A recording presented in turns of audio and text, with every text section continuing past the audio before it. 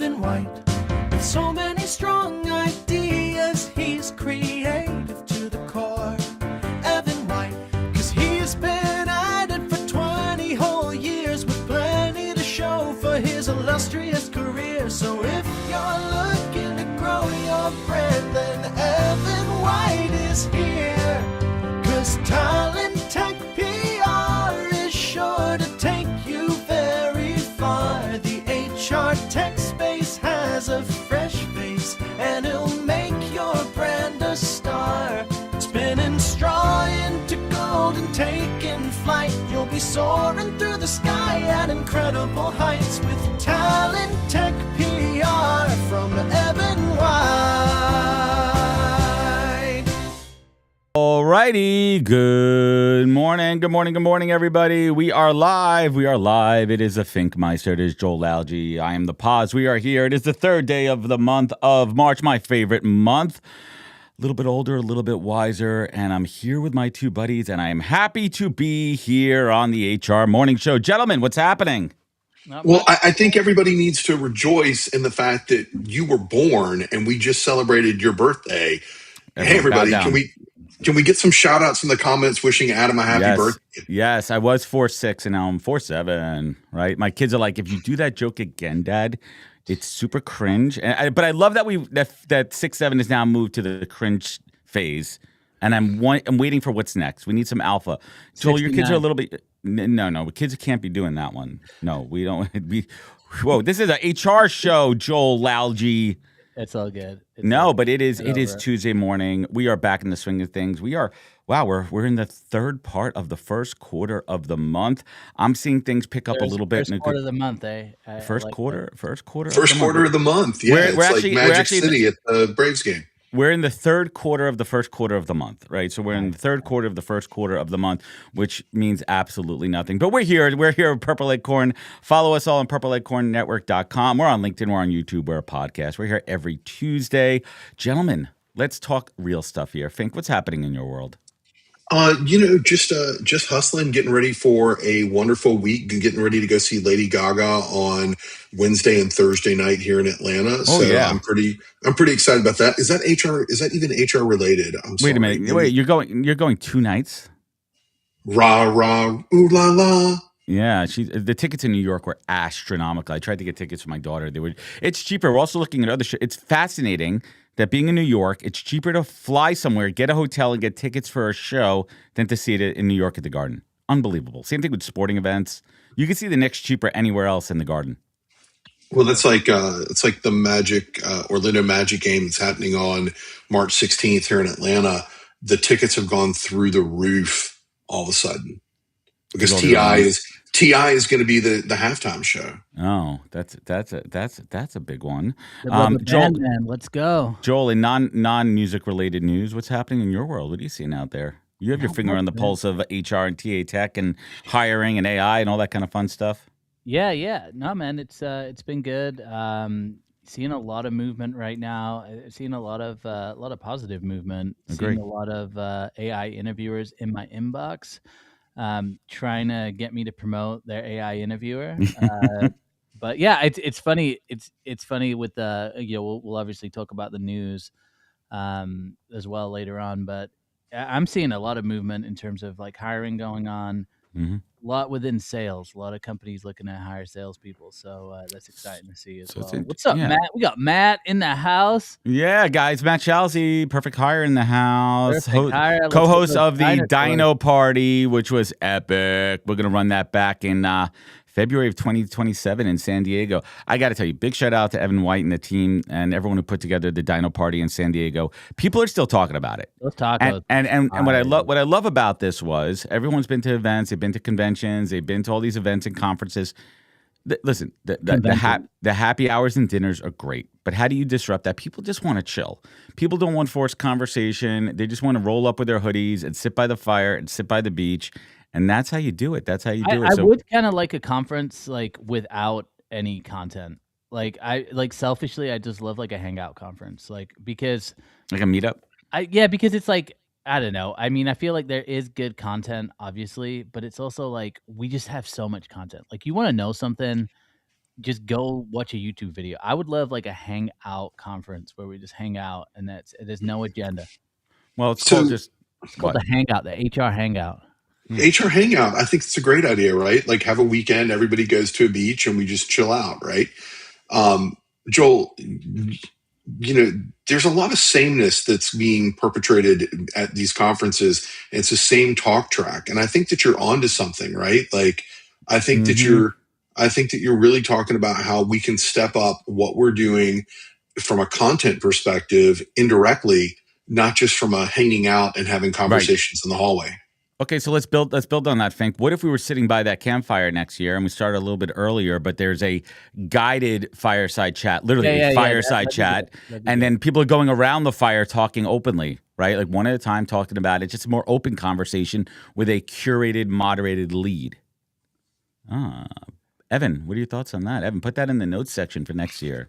I Maybe mean, we could beta test that out. I think that one thing I've noticed is there's a huge pressure right now, especially with AI, for everybody to be an expert in AI. And it's just I don't know how many more talks I can go to where it's just surface level. And then the biggest thing that I hear from everybody at conferences is the best part is connecting with people. Of course. That's the Yeah, best it's the part. hallways, it's the conversations. And I get it. We got to pitch. We got to sell. We got to do all that, right? Sponsors need to cover the cost. We need to gotta have make money. expos. You need to have trade. You need to, because that's how you pay for these events.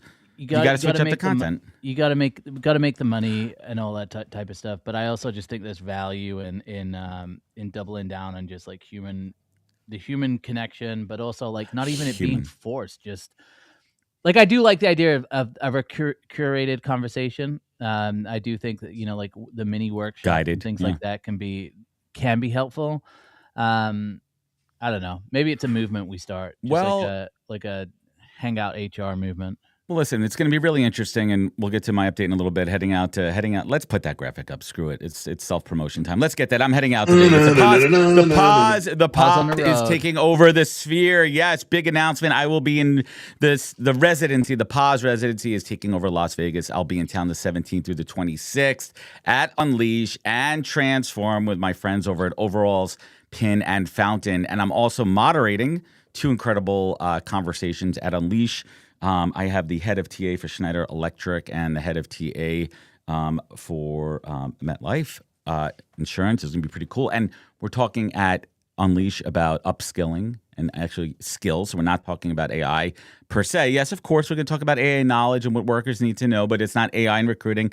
And then over at Transform, I'm going to be with our good friend Abby Adamson, and we're going to be talking about culture. We're actually going to be talking about culture. We're not going to be talking about AI, and we're doing an intimate chat. That's going to be Wednesday afternoon, I think around noon, in the Expo Hall. So I'm excited. Podcast is going to be back in full effect with my crew, with all the homies. And you know what? Might be over at the Sphere. So we're going to have to check that one out. So big announcement. Pause is taking over Vegas. I'm back, baby. Let's do it. Let's get to the headlines.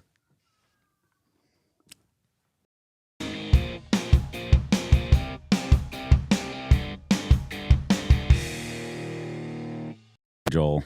Right. All right. Okay. So we're talking about what's the topic here? Claude.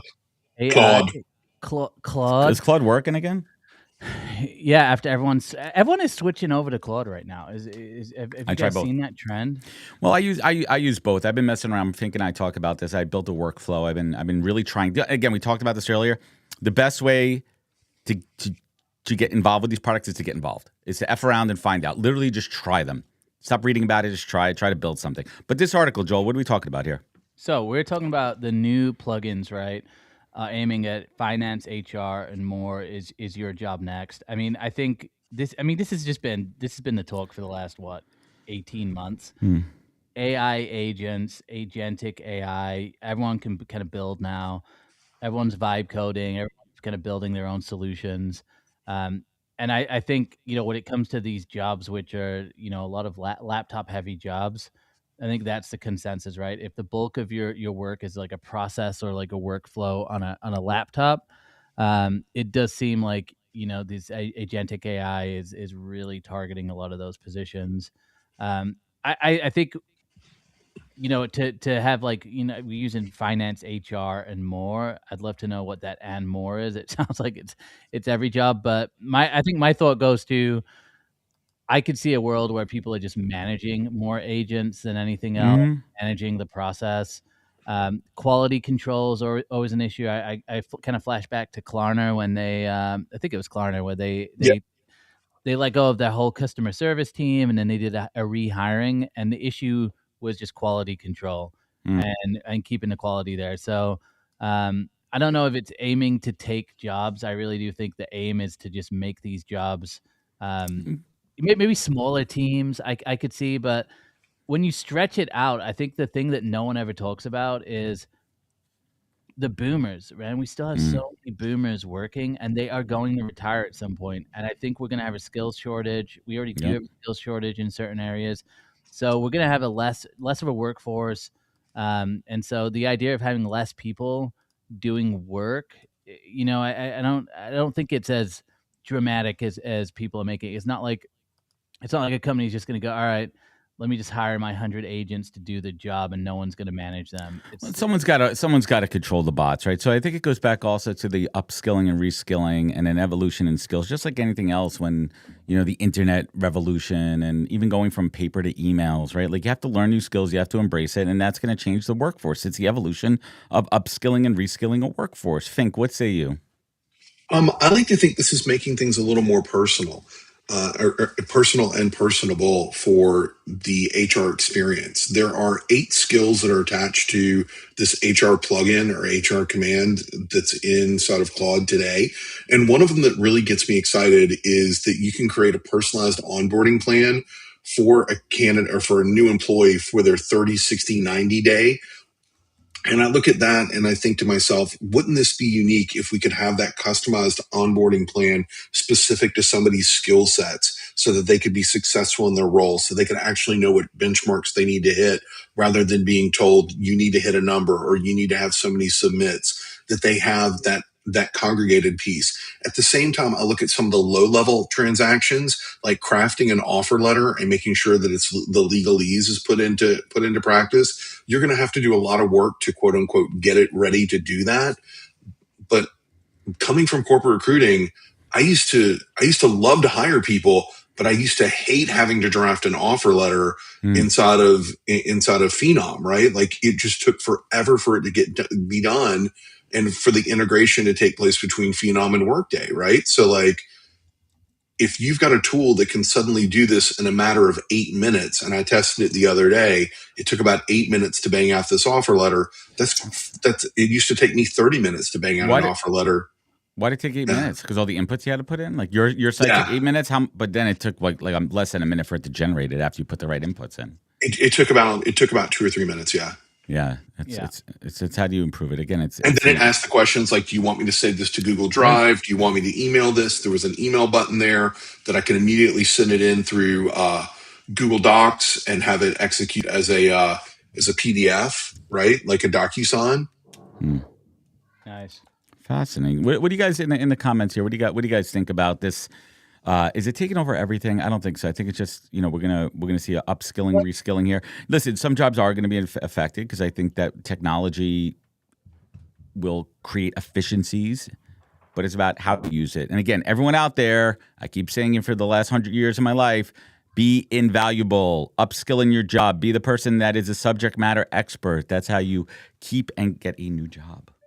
Yeah, what and else we got? I think Oh, too, mhm. like it's interesting that like the tech, they don't say coding jobs and DevOps jobs, because I actually feel like those are probably the ones that are most at risk right now, because they're the ones that have it's like every developer is using ChatGPT or Claude to help them out with coding. Claude. And Yeah, it's bye, like man. to me that's the area that's going to be impacted the most in the short term. Funny enough, with like sales and even recruitment, and I'm talking about recruitment on the agency side. I don't actually think that an AI agent is going to be able to headhunt people in the same way that I can, because there's so much spam. Like like, I don't know if you've noticed this, but Yep. I get at least 10 emails a day minimum that are Agree. just AI sequences that people have put Oh, together. Garbage. total garbage. That's not Total. helping the sales. Like it's doing sales, it's doing But I recruitment. bet their rates are like bottoming out because people are just deleting them. They can tell right away. Exactly. So it's still when I talk to a lot of salespeople, there's still a lot of people going to in-person events to build relationships. There's still a lot of people that are using really targeted, personalized outreach. And I get it where they're like, "Oh, we can scale personalization." Still not like sold out on that either. There's something to getting someone's attention with something that's different, and then building relationships. Still hard to do that with AI, right? An AI agent, like even if And it can conversate and even if it can have a conversation, it's just different. yeah, there's also the nuances too. A lot of roles. Listen, I think for high volume hiring and lower level roles, there's certainly a space for it. But once you get into the mid senior level roles, there's nuances, right? I can't let an agent loose on. I can't let an agent loose on certain roles. Yeah. They're just not. They're not looking for those nuances.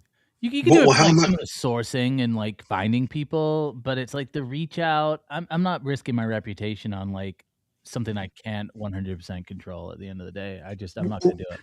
Well, I think about like the three areas that we operate in, guys, is that when we're talking to these senior level leaders, to Joel's point, we can't invite a senior level leader that we cold sourced to a AI interview.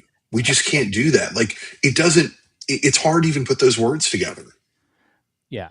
Yeah, I mean I think like I think on an internal function if you're getting 300-400 applicants, sure. Like you can do a screening to kind of have people go through a process to get another data point that you can compare to the resume. There's some there's some kind of valid use cases there, but again, when you're talking to people about trying to find talent that they're not getting coming inbound, as soon as you go outbound, it's hard for me to like. I got a message this morning that was really it was a recruit. It was for a recruiter position, and it said like the third line is if this opportunity aligns with your experience and interests, I'd love to connect. Please send your resume and salary expectations to HR at the site. And I'm like, What? that's not connecting. That's just like why would I send you that info? It's not even a compelling message. And I know this person just blasted out 1,000 of those, right? And it's I'd love to see the results on the back end of that. Yeah, Yeah. Let's see the that's one of those results on that. messages. It's one of those messages where I ask the question, "Do you know who I am? Did you do any research?" Yeah, I don't. They should know who I am. All right. Yeah, Let's talk about the let's talk about the next element in the room. Let's get to the next story here. Yeah, so obviously, like if you guys saw, I mean, it's been posted everywhere. I know I did like 7 posts on TikTok about this as well, but Block laid off nearly half of their staff. I think it was like 40%, 4,000 people. CEO said most companies will do the same. The thing which irritates me about this is it's like as a clickbait artist myself, I'm like, what kind of like Yeah, PR is this? And then I'm like, how even from an internal comms point of view, this is one of the pieces I did where like I get it if you want to go this direction and you want to lay people off, but to do it and then to say to the market, yeah, we're just doing this preemptively because we know every other company is going to do this. I'm like, way to just completely slash the morale at your own company, way to just absolutely kill employer branding, and really way to just like fire up the marketplace and just create a Yep. ton of fear when really pointing the finger at yourself, you overhired in this situation. Yep. At what point, if you have open roles like what I would love to know is how many people did you hire this year? How far ahead are you actually planning? It's not like AI agents is something new. We knew the technology was going to go this way. Your plan ended up in just cutting 40% of layoffs. And then you make the comment, every other company is going to do this. When there's actually a lot of news coming out where productivity hasn't necessarily gone up. There's holds on data center building right now because it takes so much energy to use AI. The cost is going to go up. So it's not just as simple as, hey, we're going to get 10,000 AI agents to do stuff. All that costs money. It's going to cost money in the short term. So I don't know. What do you guys think? I just, this one kind of irritated me more so the commentary about every other company is going to do this as if you're like a genius and you're ahead of like everybody else for doing something like this. I think there's something more at work here is that nobody's calling out is that Jack Dorsey doesn't know how to run companies. He doesn't. Is that Jack Dorsey leaves a company that he was underperforming at and then tried to pull a Steve Jobs and comes back to that company. Case in point, Twitter overhires, sells Twitter. Elon cuts Twitter by 70% even before this AI boom. He leaves Twitter. He then decides he wants to go back to Block and to be a full-time CEO. He overhires at Block, and now he's trying to run his company through cuts. I don't think anybody's talking about the fact that Jack Dorsey's not cut out for leadership. I'm sorry. I don't think this is an AI story. Well, Ooh, what a hot take on that one. Matt Birnbaum, who I'm following, is a partner at Terra VC. He had a post yesterday said, giving Jack a hall pass for running his company into the ground while simultaneously applauding him for firing half his staff under the guise of AI is really something. I love that post. I missed that. That's a great post. That's a great post. But then the reaction to the market where it's like the stock went up, I think 20%. Yep. 24%. So it's just like, even that, I just think we reward like the worst. Like the stock market, all it rewards is short term. It just it's all short term. It's just a short term gain. So I don't know. It was overhiring. It's not just AI. It's overhiring. It was binge hiring during the pandemic. There was massive loans. The government loans that were out there. People were taking the money. They were hiring. They were inflating their numbers for raising money, right? Or they were getting tons of money and they were hiring people to inflate the stock prices, right? And then it's the great recalibration. I've been talking about this for a while. It's a great recalibration. We're coming back down to earth. Compensations are coming back down to earth. They're being more aligned for correct market value, and it's just a realignment. The COVID era threw everything out of whack. This is a recalibration, and it just sucks that people are getting hurt. Well, and I look at it too, where like, if as obviously I'm a business owner now, so I have more control over my destiny, right? Because I can go out and I can start business relationships. I've been making more content recently for people who are working a 9 to 5. You've got to think about diversifying what you offer, what you can offer. You've got to be thinking about, hey, can I put together a consulting package? Can I work with people in a different way? At least having a contingency there, because one thing I will say is I do think more companies are going to lay off. Like I do think we're going to see more of that, but you have to be prepared for it, and you've got to be thinking, hey, I can't just rely on this one job. And I think if you're in that position and then you get laid off, it's a tough place to be. And I think everybody, like you said, you got to be looking at, are there things that I can be doing on the side in terms of playing around with AI and learning AI agents, learning how it's going to impact my industry. And at the same time, doing things like building your personal brand. I mean, these are just basic things we've been talking about for a long time. But I was mentioning you guys before the show, I've had 5 to 10 people who are high level, a lot more experience than me, reaching out to me this week saying, hey, I want to pick your brain about opening up a business. I'm like, look, first of all, you don't need to pick my brain. What you need to do is you need to just go on the Claude or ChatGPT and just ask it. Tell me everything I need to know about starting my business. Here's my background. Right. Here's what you know about me. What types of things could I do to start a business? And right? also ask, what are the blind spots? What are the risks? I think that's another big piece too, that you have to put in the right inputs, because generally speaking, a lot of these AI tools, specifically ChatGPT, they cater to your emotions. It's a little bit of pandering also. So you also have to prompt it to also talk in natural language. You have to prompt it to talk with true. I forgot what the expression is, where it's like logical human reasoning. And that way it's not giving you emotional responses. You have to really prompt it the right way, and you also have to be mindful about asking it for the blind spots, and you have to give it a proper background. It's all about the inputs. People keep taking it as gospel when they don't know what they're doing from a prompt perspective. So you really need to do it. So let's keep the show moving. We could talk about this for hours. I think we have a guest coming. Final thoughts, Joel Lalgee. One last thing. You mentioned a word there, which I think is huge for everybody, and the word is risk. Everything is at risk right now. There is no safety net. There's nothing that's secure.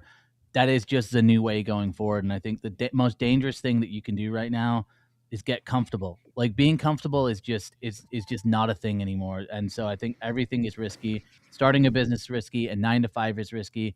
Everything is risky, right? So I love that you brought that up. Now we can move on. All right, let's get to our first guest.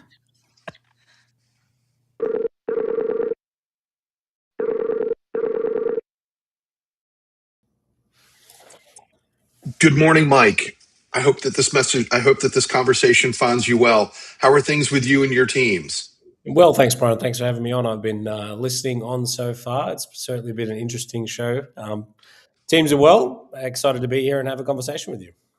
Well, great. For those of you who don't know who Mike is, he is the Chief Executive Officer at Randstad Enterprise, one of the leading RPOs, not just nationally, but globally.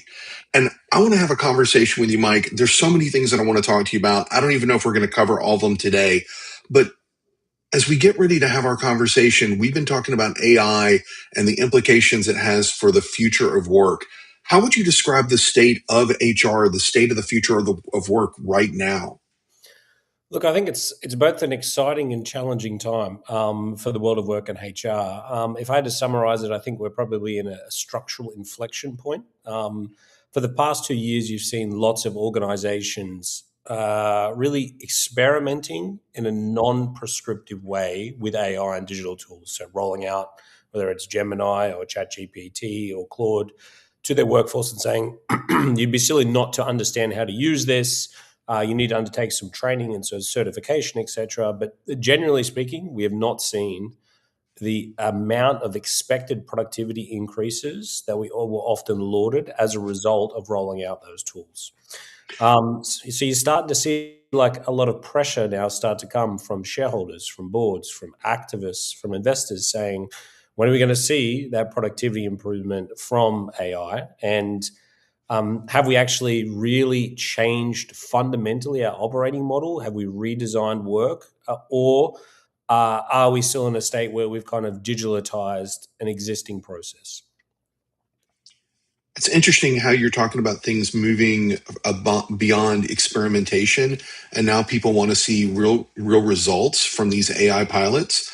What are you seeing that is making a difference in the adoption of AI versus maybe what we talked about in the layoff at Block? What's the difference between this AI pilot and what they're driving at and what they're actually creating? Yeah, look, what I think that probably the most successful organizations are doing is that they're recognizing, firstly, that the manager, the middle manager layer, is the lever by which you need to focus the majority of your change management and energy towards. So if you look at any of our own research, any of the Edelman Trust Barometer research more recently, generally speaking, trust in institutions continues to kind of degrade, unfortunately. However, the trust in the direct manager within organizations has remained relatively stable over the last 2 or 3 years. So what you see there is them focusing their energy on that manager as being the change pivot agent. But secondly, they're not trying to boil the ocean. They're looking in their organization and they're saying, what are the roles or tasks that are disproportionately value creating for us as an organization? And let's spend some time involving the people who do that work in redesigning that work underpinned by AI. And let's make some core decisions as an organization about what we want to remain uniquely human. And it's a could or it's a should conversation, given how fast AI is moving at the moment. And then from that, they're moving those people to more disproportionately value creating tasks. But those organizations are involving the people in that process. So managers, people involved in the process, not trying to boil the ocean, and just focusing on those really disproportionately value creating roles. Mike, about those value creating roles, I saw a statistic somewhere that 17% of managers globally are voluntarily stepping from a manager role back into an IC role. Do you think that what you just shared is the rationale behind that? Or do you think it's that there's job hugging going on? What's driving that?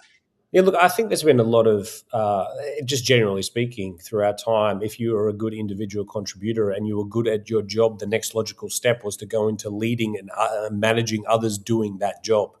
Now, as our AI continues to get better at the potential, what I would call tactical managerial tasks. Mike, did you call John last week? Let me help you with that email. You forgot to do these tasks.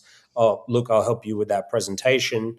The role of the manager will continue to change. So the data point you're referencing is actually quite a well-published case study from a large international bank where they went out to their organization. They said, we're going to give you the option of doing a leadership amnesty, where if you're an individual that's in a leadership role today and you believe that you'd be a better individual contributor, you can keep the salary you're on and you can go back to being an individual contributor.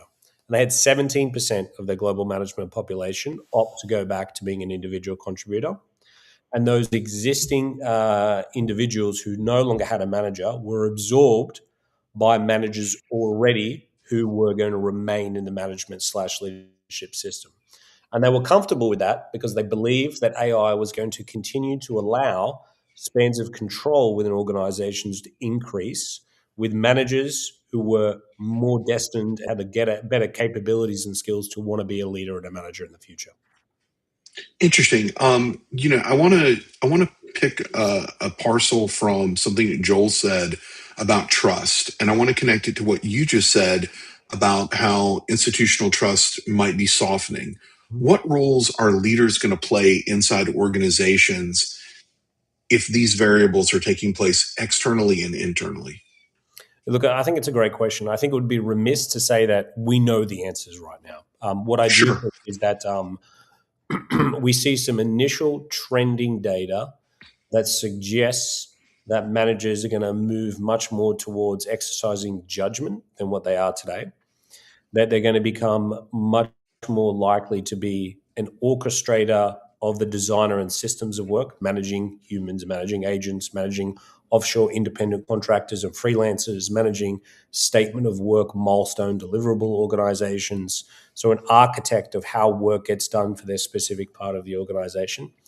And then I think there's going to be some really ethical and reputational decisions that will need to be made. And then there'll be tactical trade-offs. Do I want to increase revenue? Do I want to increase gross margin? Do I want to win more customers by offering lower prices?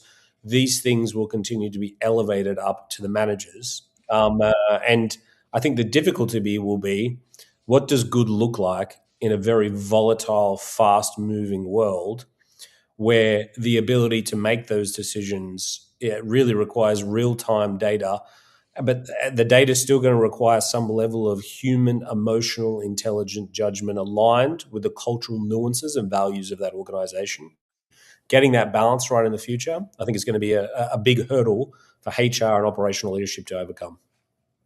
In a more transparent workplace, it's the manager who provides context and judgment into that strategic advantage. Are we going to see a flattening of organizations because they lack that middle layer, or are we going to have more feedback? How is that going to work? So I think you're going to see both. I think whether we like it or not, there will be an opportunity through AI based on the data that we have today that will see spans of control of managers increase. I also think, based on the data that we've seen today, that individuals felt somewhat compelled to go into leadership management roles as part of their career, when we know that probably 20%, based on the data we see today, weren't actually well suited to go into leadership management roles. All right. So as I kind of think about that, Mike, you've got your finger on the pulse with CHROs around the world, right? If you were advising a CHRO today, somebody who's listening somewhere in the world, right? What's the one question they should be asking their leadership teams right now? Look, the one thing I'd be asking them is, what do we do as an organization that we think is uniquely different to other organizations and that creates value, purpose, and engagement for our people? How is that likely to be impacted by the continued emergence of AI in the short, medium, and long term? And how are we redesigning the way that work gets done today to create sustainable growth for our people and value creation for us as an organization in the future? That's the number one question CHRO should be asking. So they're not asking, how do they get a bigger seat at the table? Look, I think bigger seats at the table are earned by doing the work of creating value for the business. Okay, I agree with that. The other question I would have, and maybe this is me being a little playful, is that have we genuinely redesigned work, or are we still just protecting yesterday's roles? Yeah, look, there's a very small number of organizations, I think, who have taken the time to very thoughtful and intentionally redesign work, because it's a very challenging process. To take a role, to deconstruct it to tasks, to make some predictions about what tasks are going to be done by automation or AI and why, and then actually have individuals lean into what is going to be more value created work or more value appreciated work is really challenging. I'll give you an example. We have 8,500 recruiters just in my division that I'm responsible for within Randstad. Some of them love nothing more than writing the most intense Boolean code X-ray strings that you could possibly imagine. Yeah. Now, the reality is that will be done better by AI at some point in the future. I agree the personal outreach component of that continues to be challenged, but the actual writing of the X-ray search strings is going to be done better by AI in the future than what it will be now. That means Don't tell Glenn. Don't tell Glenn. Kathy's going to kill me. The reality is those people then need to make a choice. What do you want to do moving forward? How will you continue to reinvent yourself as the role of a sourcer or of a recruiter to add value to our clients, to colleagues, to candidates, etc. And it's our job as an institution and other jobs as an institution to provide a safe and sustainable way to do that. So, for example, some of our people are now spending way more time doing the first interviews for hiring managers that they never did before. Lots of our people are now more involved in helping organizations use data to make decisions about how, where, and when work might get done. Now, that's not for everyone, but we need to be really honest and transparent that there's a high likelihood that we need to move towards that sort of value creation. I love how you're being transformative at Randstad, how you're making sure that you're not just focusing on EBITDA and EBITDA of your clients, but also how you're keeping your best people engaged and motivated. Mike, thanks for making time for us here on the Purple Acorn Network. I look forward to our next conversation. You have a great day. Be well, my friend. Thanks, Brian. All the best.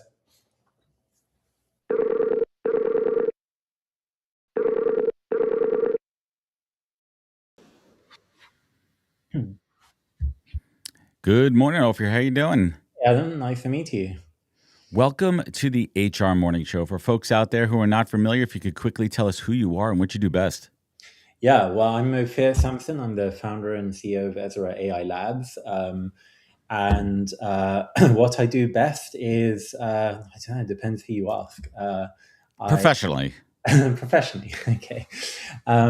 So we build an AI interviewing system, and as as you say, throw a stone and you'll hit another voice AI interview at the moment. So happy to talk about how we're different.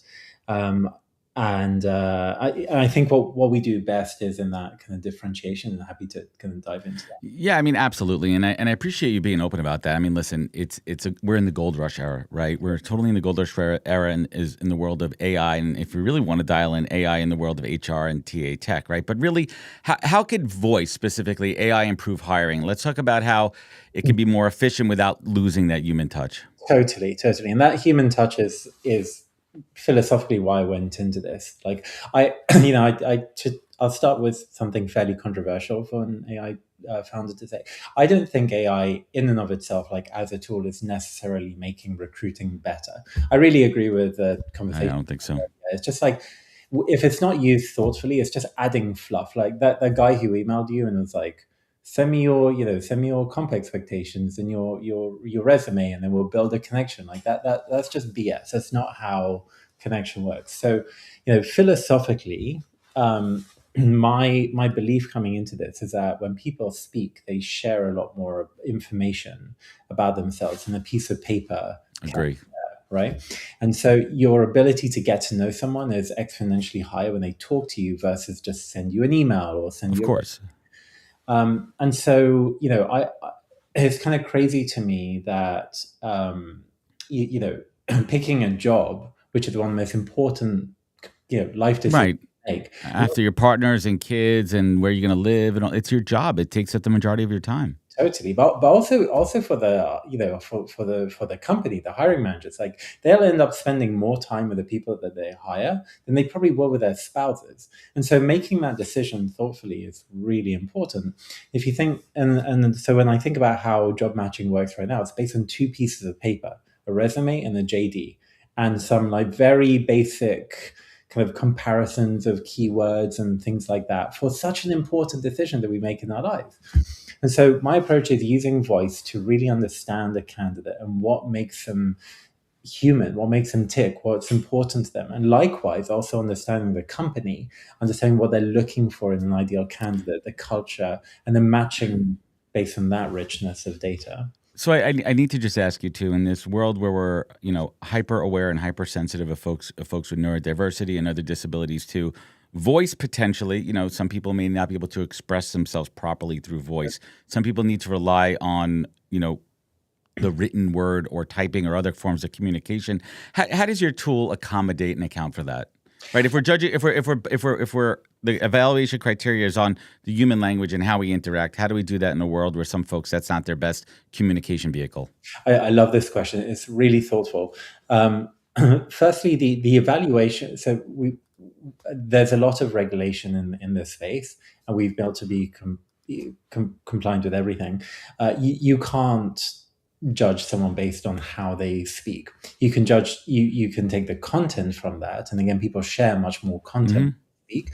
But you absolutely shouldn't be judging someone based on an AI should not be making kind of shouldn't be determining the outcomes of people based on how they speak. Some people are more enthusiastic. Some people just had a bad day. Some people didn't have coffee in the morning. Doesn't worth of their job. Exactly. Exactly what you were saying earlier about upskilling the workforce and how to kind of combine AI with human recruiters. This is another difference of our approach in this space. We're not trying to replace a single human recruiter. Philosophically, I don't believe in that. We're not trying to replace the human interviewer at all, or even the human interviewing step at all. We're trying to replace the resume. So this is a good example of it, because there are people with neurodivergence or other issues that like an AI shouldn't be judging. It's just not for the AI. The technology is not there. The human should be doing that. No, but if it could create the efficiencies and help you organize your thoughts and how to sift through, and I'm fine with with ranking if it's done the right way, because we're at a volume game, and I always say with these tools, if you're using them the right way to make you a more efficient and effective recruiter, to give yourself more time for the human elements, to make those parts, anything that can be automated, anything with scheduling, and I'm a big fan of AI interview tools. So real quick for everyone out there, what is that point of differentiation between your tool and some of the other ones that are out there, your product? Yeah, absolutely. So it comes down to recruiter experience, candidate experience, and the kinds of customers that we have. So Ophir, I've heard that before. Tell me, you got to give me more than that. I'm serious. Give me more than that, man. Yeah, absolutely. So let me break that down. So for recruiters, as I said, we're not trying to replace anyone.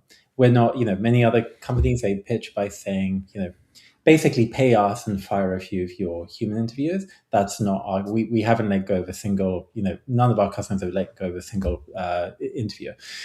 We're trying to replace the resume screen so that the people that you are interviewing are better, right? So from the customers that we have, they are seeing a much higher throughput of higher quality candidates. They're doing the same number of interviews that they were before, but every single one of the people that they are interviewing is much higher quality candidate. We are built on the back of we're compliant with all of the regulations in the space, which is not something many other companies are. Our approach is much more ethical in terms of where we're using AI to where it's smart to replace a repetitive task versus where it's just adding noise. In terms of candidates, this is where it comes down to the technologies. So your conversation about Claude Code and Vibe coding, completely agree. If you want to get into AI, just go and try it. However, voice AI systems is not Vibe codable. What we have is built on the back of three years of R&D into voice AI specific to the recruiting space. And that is what creates a better candidate experience. So, the data that we have so far from our enterprise customers is that, candidates are actually choosing to talk to an AI than the human at the first screen because they feel more comfortable It Bearing takes it takes a little bit of that, and I think more candidates are you said too. There's another big piece too that I love to talk about with any AI interviewing tool. It's also creating such a mass efficiency for companies and candidates as far as time. You send me the link. You say take this whenever you want in the next, we'll call it 48, 72 hours. I could take it at 8 o'clock at night. I'm not beholden to a schedule there. I could be more comfortable at home. I could do it when I'm not. If I'm a passive candidate and I'm currently working, I could do it when I'm not in my office or not during working hours. You have the ability to scale, and that also solves another problem of the volume problem. I also think that it creates a nice friction point. I think that we need to have friction in the application process. Yeah. I think friction is important. Friction is not a dirty word. I Yeah. think it screens out fraudulent resumes, unqualified candidates, and people who are not genuinely interested in their mass applying there. But I want to talk more about voice, right, specifically. And what does that voice first approach reveal in a resume? Reveal more than a resume, right? What is it more that? What does that really reveal? Absolutely. So let's talk about how it actually works. So let's say you're hiring for and by the way, this is not focused on senior execs. This is to handle inbound, where you open the role, you'll get 1,000 inbound applications overnight. You have no idea where to start. You'd like to give everyone your time, but you can't do that for 1,000 people, especially when 50% of them are fraudulent. So you give Ezra the job description, and you set some questions. So that's all table stakes. But then Ezra interviews you and interviews your hiring managers and other people in the company about what you're looking for in an ideal candidate, what you're looking for in for this team to grow. It really tries to understand the context, because your interview is different for this job than another job versus another job in a different company. You can't have one AI that does it all.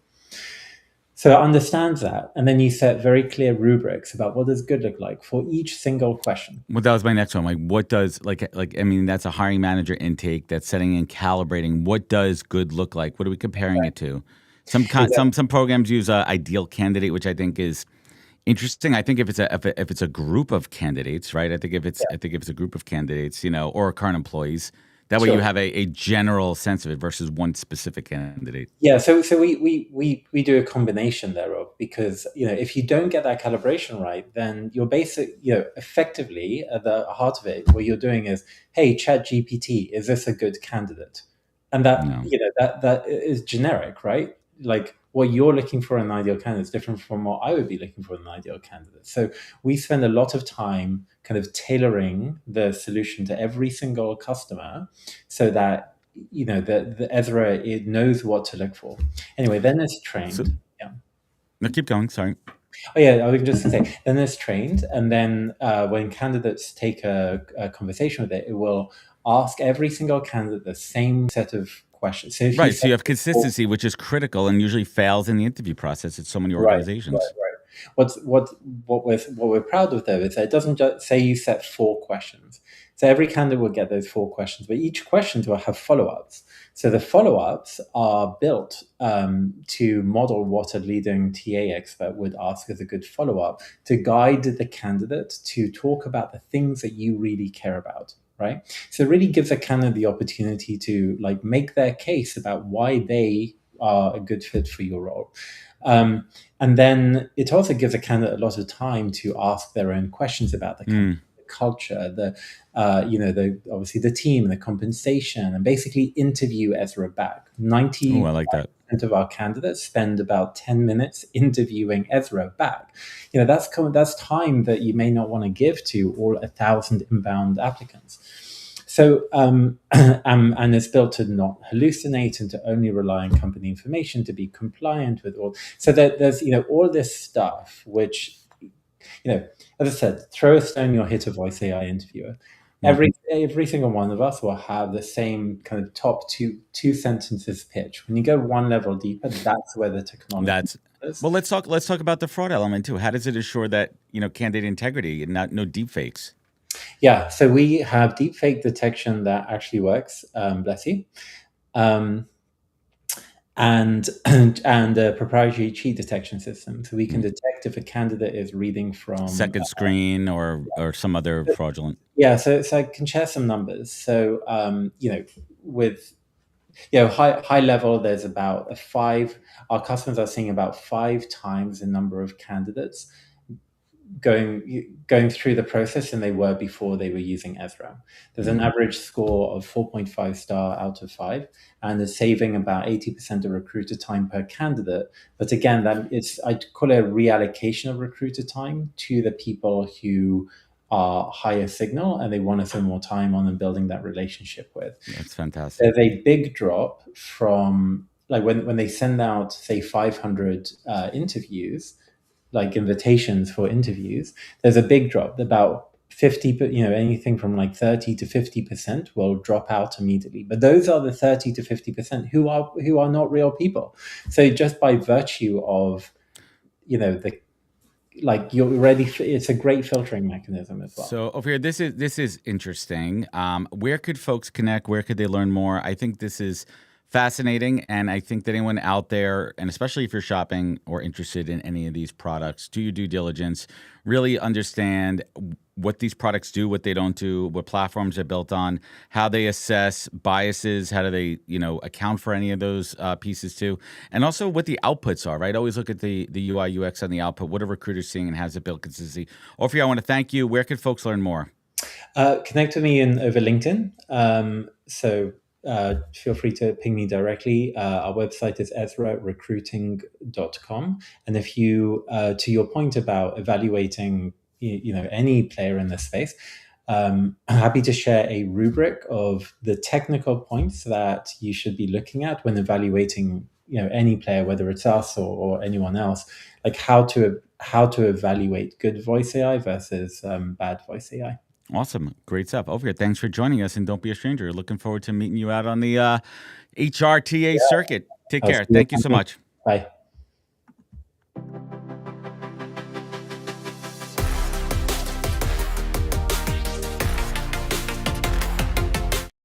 All right, Jody, welcome to the hot seat. I am so excited. I know that you have been keeping a secret, and I want to unpack some of the thought behind it, and then we'll get into what is the big secret. So I think we can go ahead and say and let the audience know that we're actually talking about doing a rebrand for iCIMS. Now, we've been around for over 25 years. What made it why is this time the time to go through a rebrand? Yeah, Trent. I mean, as you know, we are super excited about this. I think one of the great things about being a mature and established company is you build up brand equity over time. But one of the downsides is that you as a company are continuing to reinvent yourself all the time. And you don't always pause to think, is your brand keeping up with how your company is evolving? Or do people know you from when you were first established 20, 25 years ago? And so I think this is just one of those moments for iCIMS where we're pausing and saying, hey, has our brand kept pace with who we are today? And does the market deserve an update and a new identity for iCIMS that is a better reflection of the company that we are today? And so that is what we are doing, and we're so excited about it. Well, and for anyone that has never been through a rebrand, they just think, oh, you're just changing this, change this. They don't really understand the amount of work that if you do it right, the time investment, and I know the iterations that our design team has been through. So can you just kind of walk us through what inputs mattered the most as you looked at the direction of where you wanted to go with the rebrand? You mentioned kind of market perception, customer insights, maybe company vision. What just kind of unpack that for everyone? Sure, happy to. I mean, every company handles a brand refresh in different ways. We wanted to be really thoughtful and really reflective of our market's perception and our market's thoughts about our brand. So this project really has been over a year in the making. Oh, wow. And we really started with asking our customers and HR and talent acquisition professionals, what do they think of the iCIMS brand? What do they think of when they see iCIMS or hear about iCIMS? what do they think is missing and what would they like to see, or how would they like to see our brand evolve? And we really matched that up with our product roadmap and our vision for where we're taking the company. So for example, one of the pieces of feedback we got early on in this process when we first kicked it off is that iCIMS should be super proud of the fact that we are laser focused on recruiting and hiring.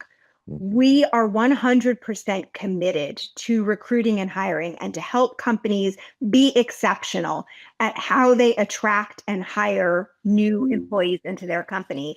And you didn't really get that from the current iCIMS brand. If you look at the current iCIMS brand and look at our messaging, there's nothing about it that really shows our commitment to recruiting and hiring and to being the company that stays laser focused. We don't do other aspects of HR. We don't do payroll. We don't do other business applications. And that's because we think there's so much opportunity to help companies improve how they recruit and hire new employees. And that wasn't really coming through in our brand. If you looked at the iCIMS logo, for example, we could be any company. We don't even necessarily need to be a technology company with our current logo, but you certainly couldn't tell by looking at our current logo that we are laser focused on recruiting and hiring. So one of the biggest pieces of feedback we got from prospects and customers was that should come through in your brand. I should know that that's what you do, that that's what you focus on, that you're focused on helping companies acquire the best talent quickly and efficiently.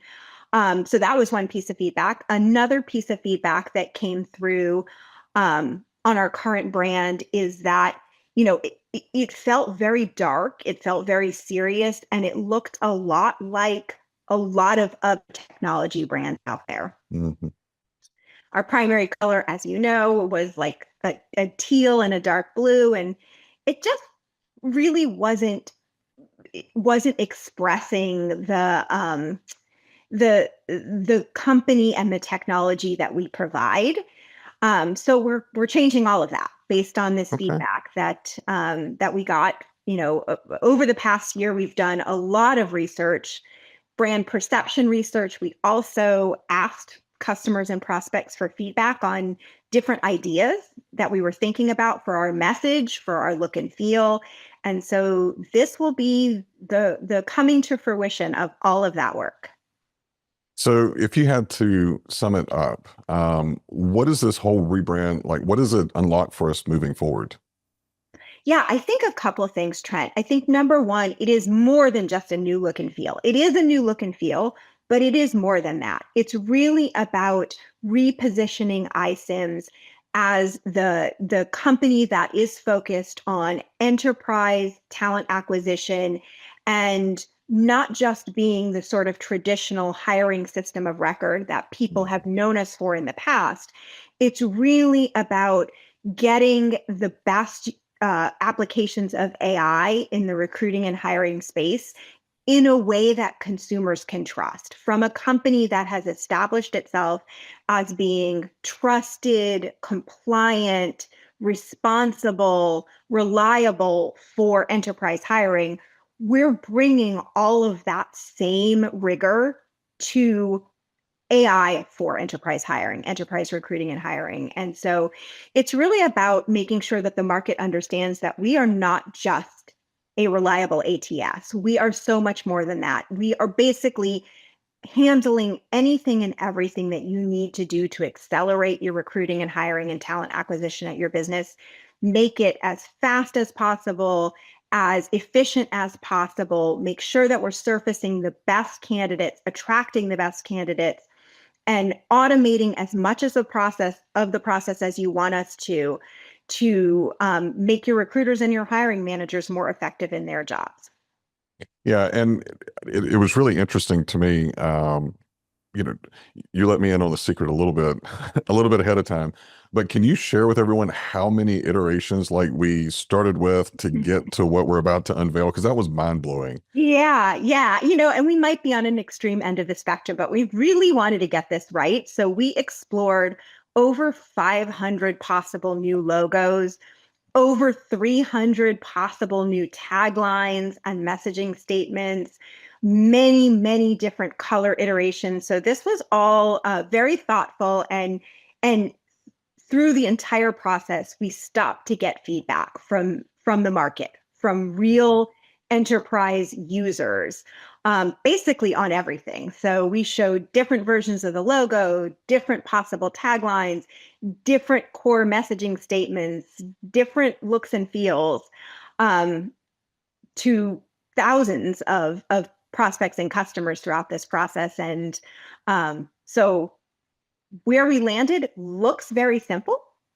I think looks very clean and elegant, but is actually the result of just hundreds and hundreds of iterations. Well, I think that we have strung the audience long enough. So why don't we start with what we're actually going to be unveiling on March the 3rd. Why don't we start first with colors? What are our new colors going to be? Yeah, so I'm really excited about this. Our new color palette is a bright and vibrant purple and lime green, which is a huge departure from our current logo, which is kind of black, teal, dark blue. And it's very intentional. I think purple is a underused color in brand world. If you kind of look across all of brands, purple is an underutilized color, but in particular in the talent acquisition space, and yet it conveys, it has natural connotations and associations with things like wisdom, creativity, innovation, all things that we very much believe are aligned with who iCIMS is. So we're super excited about that. And then we just think it feels much brighter and more energizing than our current brand. I have been loving, because I've got several speaking engagements in March, and so I have been loving playing around with the colors. And I agree with you; they pop. It's refreshing, and it's just because I've known iCIMS for a while. I used to be a client, so to kind of see the evolution, and initially I was like, purple and lime, I don't know how I feel about that, but now that I see it, it's really, really growing on me. I'm really excited. So we changed the colors. Did we change our name? We are not changing the iCIMS names. We did explore it with all this research that we did over the past year. We did explore it, but we found that there's really good equity in the iCIMS name. It does evoke feelings of trust and confidence, especially in HR and TA professionals that have known and worked with iCIMS for a really long time. So we decided not to change the name, but to change everything else. And we're changing the logo a little bit, and we're adding something to it. Do you want to tell everyone what it is? Yeah, one of the pieces of feedback I mentioned earlier is that buyers told us and our customers told us, the fact that you're laser focused on recruiting and hiring should come through better in your brand than it does. So one of the decisions we made was to add a tagline for the company, because the name iCIMS obviously doesn't mean anything. Doesn't cut it. Yeah. I couldn't even tell you exactly what it stands for. I know, but I couldn't bring it to mind. So certainly buyers don't know what iCIMS stands for. So we decided to pair our name with a tagline, powering exceptional hiring, so that we make our logo really clear what we do. And it will be really hard for anyone to look at our logo and not understand that iCIMS helps companies power exceptional hiring. And we also added a moniker at the end as well, right? Which is something new for iCIMS. It's always a symbol. Yes. Yes. Yeah. So one of the other pieces of feedback that we got is that logos that have little symbols associated with them are much more memorable than logos that are just letters, which our current logo is just a letter mark, just the letters iCIMS with a teal dot over the I. One of the things that we found in our research is that if you have a symbol associated with your logo, it can really help people remember you and remember what you do. So we're unveiling a new symbol mark with our new logo of two people next to the word iCIMS and our new tagline, powering exceptional hiring. So we, if we have longtime customers, they're like, but wait, you did have a mascot. Do you want to let everyone know the upcoming news about Ike? Yeah. So part of your brand evolving is changes. So we had a little mascot, a bird named Ike, and Ike's friends that were part of our brand historically. And Ike, who has been with us for 25 years, he's worked very, very hard and had a long career. Ike will be retiring in 2026. And the Go Forward brand is really going to focus on the people instead of our bird mascot, who we love and we will fondly remember and be grateful for. But he's going to go take a vacation to Spain, I think. And Yeah. and our Yeah, new logo, he had a great yeah. little outro video whenever you announced it to the company. It was really cute, and it was kind of funny to me to watch how many people were so emotionally tied to Ike. It was kind of funny. People love Ike. You know what's so funny, Trent? We are, as part of our brand refresh, we are raffling off for free our full size Ike costumes. we had Ike costumes that people would wear at trade shows so people could take a photo with Ike. And we thought, you know what, let's ask our employees if anybody wants it. And we got so many requests for it that we actually have to raffle it off and pick a winner. I think over 50 people, Oh wow, asked for it. So that's how interesting. popular Ike was and how much he means to us. I love it. Well, I want to give you, I like to call them a mic drop moment. So if someone just fast forwarded to the very end of this video and you could have one way that you could just kind of summarize, what are we doing? What would that mic drop moment be? What we're doing is really bringing the iCIMS brand up to par in terms of who we are today and what we do today. So we are unveiling a new look and feel for iCIMS, but it's really about making sure that the market understands that we are at the forefront of applying AI to the recruiting and hiring space. We are unveiling our new AI platform called Coalesce AI as part of this new brand. And we're just updating the entire iCIMS brand identity to feel more modern, more current, and more in line with how we serve our customers today. Well, this is exciting. And for anyone that's watching, if you're watching this in March and you're going to be at Transform, definitely come check out our new booth. It's going to have all of our new swag, all of our new colors. Come by, say hi, take a picture. We won't have Ike there, but we'll have a lot of other really, really cool things. So, Jody, I know how busy you are, especially with the rebrand. Thank you so much for coming on. And for everyone that is listening or watching, make sure that you subscribe to the channel. We give news like this every week. Thanks. Thanks so much for having me, Trent.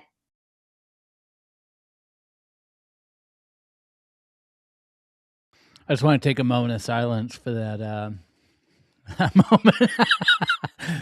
Look, guys, I don't know how many of you guys know this, but Talent Tech PR is a sponsor of Purple Acorn, the HR morning show.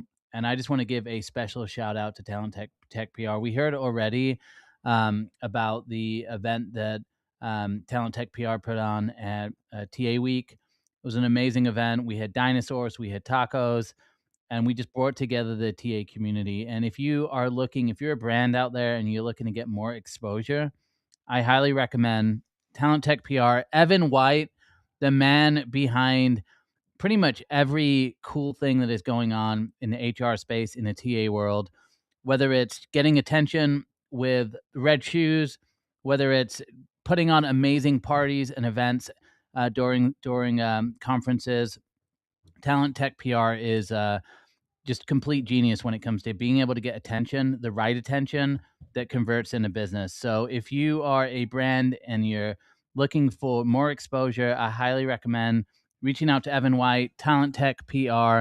It says bold, powerful brand awareness. Creativity is the word that I think of. And then on top of that, Evan is just amazing guy in terms of connecting the community. I know I've gotten so much out of my relationship with Talent Tech PR. So huge shout out and thank you for sponsoring the show. And this is what enables us to be able to come here each week, have these discussions and bring on these great guests. So huge shout out to Talent Tech PR. Go connect with Evan White on LinkedIn. And again, if you're looking for real brand awareness, go check out what they're doing, changing the industry. And I think we are on to one of my favorite parts of the show, the weather report with the one and only Surge.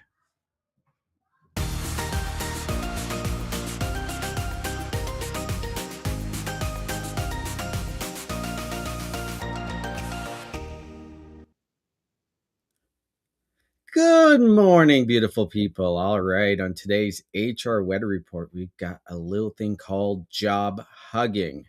And no, this isn't about loving your job. Some of us do. It's about holding on a little too tight. So there's a new report from MetLife that says when employees cling to their roles out of comfort or fear, performance drops significantly. So here's what's happening in the real world. People stay in roles that feel safe. They stop stretching, they stop growing, they stop moving. And when you have enough people in the organization that do that, your organization gets stuck. So there's no movement, there's no innovation. It kind of just like completely slows down. So why does this matter to most companies? Because job hugging often looks like loyalty to a lot of folks. But really, it's stagnation, low internal mobility, same skills, same output year after year. But the companies that are winning right now, they're creating movement, they're upskilling their employees, they have clear career paths, they have real conversations about growth. So here's your HR forecast for the week. As an organization encourage development, you got to reward skill building, you got to make it safe for people to evolve, because sometimes the healthiest things for your culture is a little or a lot of movement within the company. That's your HR weather. Let's get back to the gents. What? All right. First, all right. Hold on. We're not on the air yet. We're not. No, we're we not are there. on the air. We are on We the are air. on the air, but we're not on the screen. So, okay. First of all, deeply sorry for your loss. How does it feel? How does it feel as a Canadian to lose your native come on, sport to come on. Americans? Come on. We're not. And was any AI harmed in the process of that game? No, definitely. No. I'll say, Adam, I was very sad. It was Great game. It was a fantastic game, and Wait, what happened? The U.S. won Canada. in hockey. What happened? What happened? I didn't hear you. Joel's too. You don't see that on TikTok? There was lots of TikToks about it. Yeah, USA won Olympic okay. gold medal in Overtime. Jack hockey. Hughes, Yeah, fantastic. national hero. game. Now, but how do you feel now that he's dating and took one of your great Canadian entertainers, Tate McRae, off the table and is now dating her? It's like a double whammy. He doubled down. He doubled down, and the worst thing is Tate McRae is from my hometown here in Calgary. Oh. There's a lot of talk that we were leveraging Tate McRae to be a double agent, so try to get Jack Hughes. Secret. Yeah, I Agent think Tate. I think he won multiple ways. He scored. he scored. Yeah, good for him. No, the U.S. deserved it, and congrats. Both the female and the male won, and Yeah, I huge. thought that was exceptional. Serge, when are we hanging out again? Where are you going to be? You going to be in Vegas? You coming to Vegas? I'm not going to transform. I'll get Boo. unleash. All right, cool.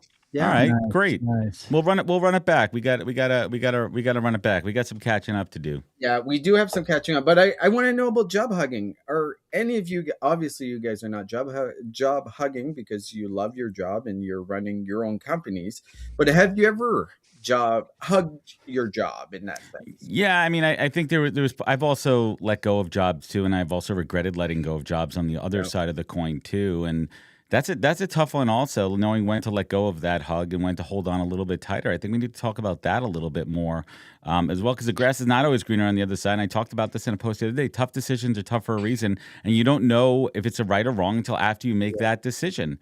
And that's really the toughest point of these two. I mean, I really haven't talked about it much. One of my biggest regrets, I was at back 2006 to 11. I was at SiriusXM, and I loved that job. And I also felt like there was like limited opportunities there, but maybe something if I stayed a little bit longer. And this opportunity came in American Express. I was like, how do I say no to Amex? And it turned out the grass was not greener on the other side for me. So I should have hugged that job a little bit longer, but c'est la vie. Well, I think hugging your job and actually excelling into your jobs are different. I think there's a lot of people hugging their jobs right now because there is so much uncertainty out there. They're miserable. There's not a lot of jobs. Like if you go out there and look at how many jobs are available in your local marketplace, there's not many for most folks. So in the light of a lot of things going on, you keep your job. You hate it. Yeah, but I just think that a person can't do their best job or best work if they're not psychologically safe. And when I hear about job hugging, it's like you're holding on to something out of fear. Yeah. Mm. Well, sometimes feeding your kids, paying the bills and everything is you deal with the fear. That's what Joel our doesn't care. parents did for generations, right? Like they hated their job. Like my dad was a welder for 50 years. I don't think he ever liked his job, No. but Mm. he needed to feed Different his family. time, but Yeah, the same concept, right? You still have to pay the bills and feed the family. you do.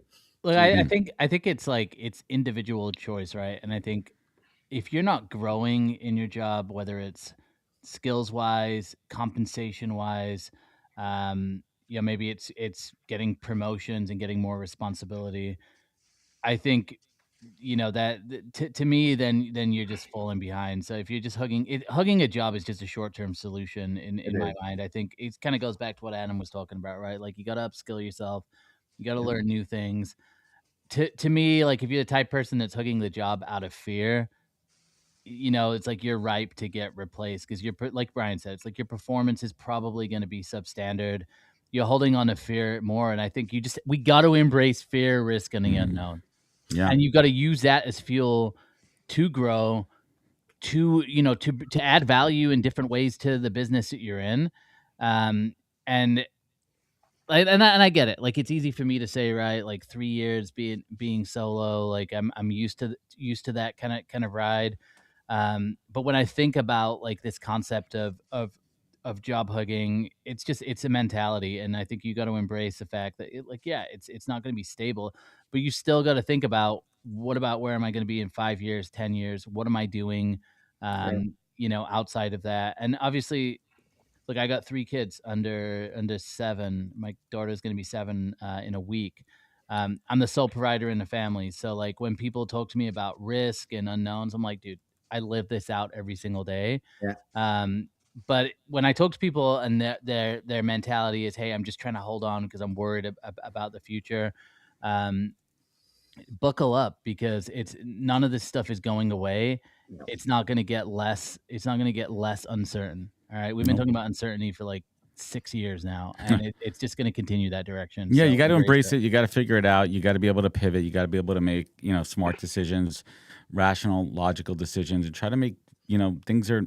You have no crystal ball in front of you. You don't know. You don't know. Change is the only constant. Change is the only constant, but let's bring this home here. Everyone, I want to thank everybody for tuning in to the HR Morning Show. As a reminder, we are here every single Tuesday. Thank you, our friends, Evan White and Tech Talent PR. Thank you, Calendar PA. Pretty cool what the team is building over there, I must say. Keep following us on LinkedIn if you want more Purple Acorn. You know where to head over to purpleacornnetwork.com. We're a podcast. We're on Spotify. We're on Apple Podcasts. Anywhere you could find your pods. You could find me, Serge, and the gang out in Vegas coming up in a couple of weeks. Fresh crew coming in next Tuesday morning. Thank you, everybody. Be good to yourself. Be better to others. And that's a wrap on this Tuesday's HR Morning Show. Take care, everybody. Later, guys. We're out.